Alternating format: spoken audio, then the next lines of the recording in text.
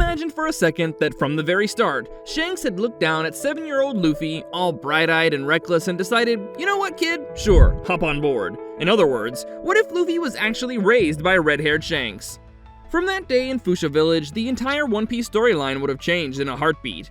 Because let's be real, in the main timeline, Shanks basically teases Luffy, gives him the straw hat, and goes, "Come find me when you've grown," then sails off and trusts the rest to destiny. But in the alternate universe, as soon as Luffy eats the Gomu Gomu no Mi, Shanks is like, alright, no more messing around. This boy's coming with us. Picture Luffy, who's still a total rubbery goofball, climbing up the Red Force's deck, waving goodbye to Makino and the rest of the village, while Shanks just laughs with that big grin of his. And just like that, instead of Luffy being left behind to train in the jungle with Ace and Sabo, or get hustled off to Dadan's place, he becomes the cabin boy of the Red Hair Pirates at 7 years old. Now, because Shanks doesn't let the bandit situation escalate, he never actually loses his arm saving Luffy. Think about how huge that is. In the main story, that moment is essential. Shanks sacrifices his dominant arm to show Luffy the weight of a true pirate's promise. But in this version, there's no big scene with a Sea King. They all just sail off into the horizon. No blood, no missing limb, none of that. Shanks remains at full strength, including the sword skills that once matched the world's greatest swordsman, Dracule Mihawk. So now you've got a fully armed Yonko to be raising a kid who's basically destined to awaken one of the most bizarre and powerful devil fruits in the story. That's absolutely bonkers for the power balance in this universe. But let's be real, one of the biggest differences here is that Luffy never meets Ace and Sabo in the mountains. In the original story, Garp dumps Luffy on Dadan, and that's how we get the three brothers messing around in the jungle, training together, forging those tight bonds, and eventually setting off on their own journeys. In this timeline, Ace grows up doing his own thing, joining Whitebeard's crew down the line, and Luffy's just this little gremlin running around a pirate ship, learning about the world from men like Ben Beckman, Lucky Roo, and Yasopp. And yeah, since Shanks recruited Luffy, you can bet your belly that Yasopp's probably thinking, maybe I should bring my own kid along too. It doesn't seem that far-fetched. If Shanks is willing to pick up one scrawny 7-year-old, why not recruit Usopp from Syrup Village, sparing him from the whole Kuro fiasco? Next thing you know, Luffy and Usopp are basically these two little kids hanging around on Shanks' ship, soaking up knowledge and trying out new ways to show off. Luffy might even pick up some early sniping skills from Yasopp, who's said to be one of the best marksmen in the series. That's a total shift from what we're used to, because in the canon timeline, Luffy's clueless about guns and would never dream of using one. He's all about fists and gum-gum brawling. But if he's being raised by pirates who rely heavily on marksmanship, you just know he's gonna try firing a pistol at some point. Of course, the biggest advantage here is that Luffy's not learning to fight from a bunch of bandits or from random scrappy self-training. He's got Shanks, who's literally known for having some of the best Haki in the world, right there. We know that Shanks is a master of Conqueror's Haki, armament, and observation. He's got such insane mastery over Conquerors that he can threaten an admiral from miles away just by flaring it up. So if you think about how Luffy might develop under Shanks, it's easy to imagine Luffy learning the basics of Haki years earlier than he does in the actual story. By the time Luffy's 17 or so, he could already be advanced in armament and observation, especially if guys like Ben Beckman are taking him aside and saying, "Listen kid, let me show you how to read a battle before you get yourself killed." That changes everything about how Luffy would handle future conflicts. No more wild gear transformations out of desperation. He'd probably refine his Gear 2nd and Gear 3rd methods with a pro's guidance, and maybe even start nudging closer to an earlier Gear 4th, or an awakened Devil Fruit if Shanks and the crew keep pushing him in serious battles across the New World. Now let's talk about how the East Blue Saga is absolutely unrecognizable. In the main timeline, Luffy sets out alone at 17, meets Kobe, frees Zoro, confronts Morgan, takes on Buggy, recruits Nami, saves Usopp, recruits Sanji, goes to Arlong Park, and so on. Here, Luffy's not even there to run into Kobe in the first place. And Zoro? He might still be tied up at Shellstown, waiting to be executed. With no Luffy to crash the party and fling a cannonball at Morgan's face, Zoro's probably a goner.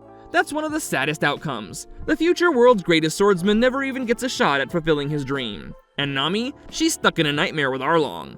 Unless the Navy or some other wandering hero steps in, Arlong might just expand his control and Nami never gets a chance to break free. Sanji's still at the Baratier, and maybe the Vinsmokes catch up to him, or maybe Don Krieg or some other pirate ends up flattening the restaurant. Meanwhile, Luffy's off in the New World or the Grand Line somewhere, traveling with the Red Hair Pirates. I can totally picture Luffy as that spunky rookie on the ship, charging into battles with a devilish grin, while Shanks and Beckman watch from the sidelines with a sort of proud big brother vibe.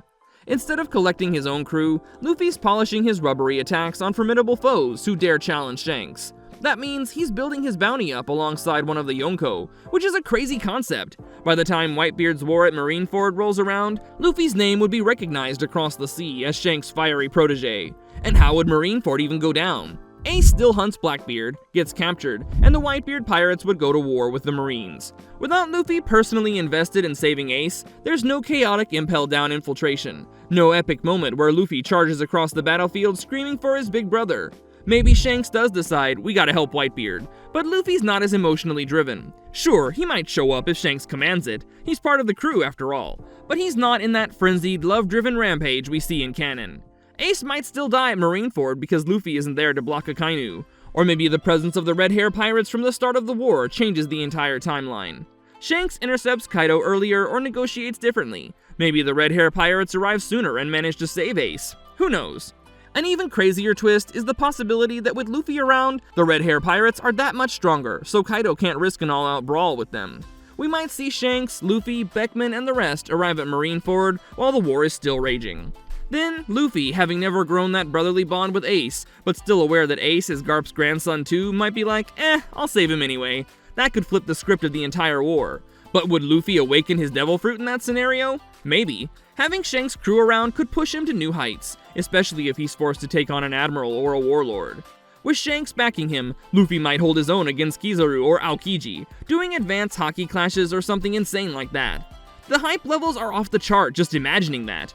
Another massive question is whether Luffy would ever want to leave Shanks to form his own crew. I mean, in canon, Luffy wants to be Pirate King on his own terms. Here, though, Luffy might have the dream of seeing Shanks become Pirate King. Or maybe Shanks keeps insisting that Luffy has Roger's spirit and should aim for the throne himself. That could lead to some father-son drama, pirate style.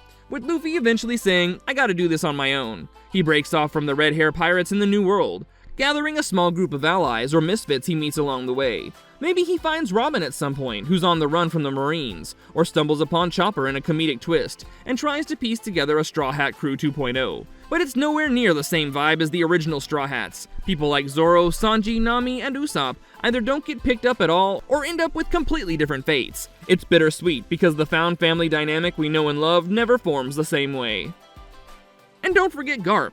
Luffy's grandpa might blow a fuse when he hears that Shanks has basically kidnapped his grandson.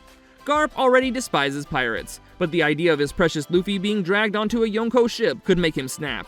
He might chase the red hair pirates around, trying to rescue Luffy, leading to more comedic standoffs where Shanks tries to reason with Garp. Possibly, Garp confronts Shanks, sees that Luffy is actually thriving and decides to let it go, trusting Shanks' moral compass. But it still sets up tension whenever Garp's marine duties cross paths with the red-haired pirates. The biggest game changer of all is how early Luffy might figure out the deeper mysteries of the world. Shanks was on Roger's crew, so he has knowledge of Laugh-Tale, the Will of D, the Poneglyphs, and all that in-game stuff. If Shanks intentionally grooms Luffy to become the next Pirate King, he might start teaching him about the Void Century, or at least guiding him toward figuring it out on his own. Luffy, who in the main story is pretty clueless about ancient secrets, would have that knowledge on his radar from a young age. By the time Luffy is old enough and strong enough to step up as a contender for the One Piece, he'd be a terrifying wild card. Someone with advanced Haki, strong Devil Fruit mastery, the backing of the Red Hair Pirates, and a deeper awareness of what the One Piece really means. In short, if Luffy had been raised by Shanks, the entire One Piece timeline would shift dramatically. Zoro might never be freed, Nami could remain under Arlong, and Sanji might stay trapped by his family. Meanwhile, Luffy would grow into a powerful fighter under Shanks, likely mastering Conqueror's Haki and awakening his Devil Fruit early. Major arcs like Marineford and Wano would play out entirely differently. Ace's fate might change, and Luffy's impact on the war would hit way sooner.